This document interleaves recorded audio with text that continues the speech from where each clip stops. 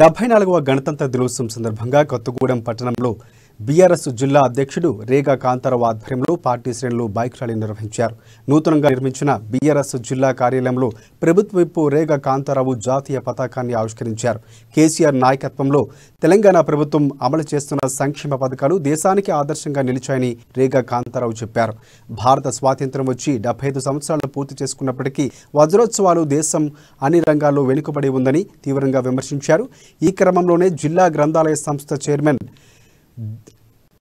దిండిగాల చందర్ అలాగే పార్టీ నాయకులు కార్యకర్తలు పాల్గొన్నారు.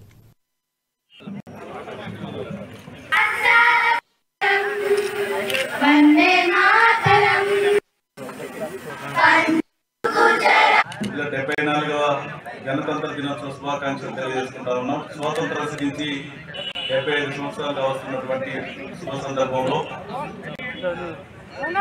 ఈరోజు రాజ్యాంగాన్ని అమలు చేసుకొని మన దేశం అనేక రంగాల్లో ముందుకు పోతా ఉంది. ఇంకా 74 సంవత్సరాలు అయినప్పటికీ కూడా ఇంకా మనం సాధించాల్సినటువంటి లక్ష్యాలని ఇంకా చేరుకోలేకపోయినా ఇంకా అనేక రంగాల్లో మనం ముందుకు పోవాల్సింది. అదేవిధంగా ఈ దేశంలో ఉన్నటువంటి అనేక వెనుకబడిన వర్గాలకు ఇంకా అభివృద్ధి ఫలాలు అందాల్సింది అవసరం ఉందని చెప్పేసి ఈ సందర్భంగా తెలియజేసుకుంటూ ప్రతి ఒక్కరూ ఈ రోజు గణతంత్ర దినోత్సవాన్ని చాలా గొప్పగా నిర్వహించుకుంటా ఉన్నారు. దేశమే గర్వపడే విధంగా నిర్వహించుకుంటా ఉన్నారు. దాంట్లో భాగంగా ఈ రోజు మేము భారత రాష్ట్ర సమితి ఆఫీస్ లో మొట్టమొదటి 74వ గణతంత్ర దినోత్సవ శుభాకాంక్షలు తెలియజేసుకుంటా ఉన్నాం. స్వాతంత్ర సిద్ధించి 75 సంవత్సరాలుగా వస్తున్నటువంటి శుభ సందర్భంలో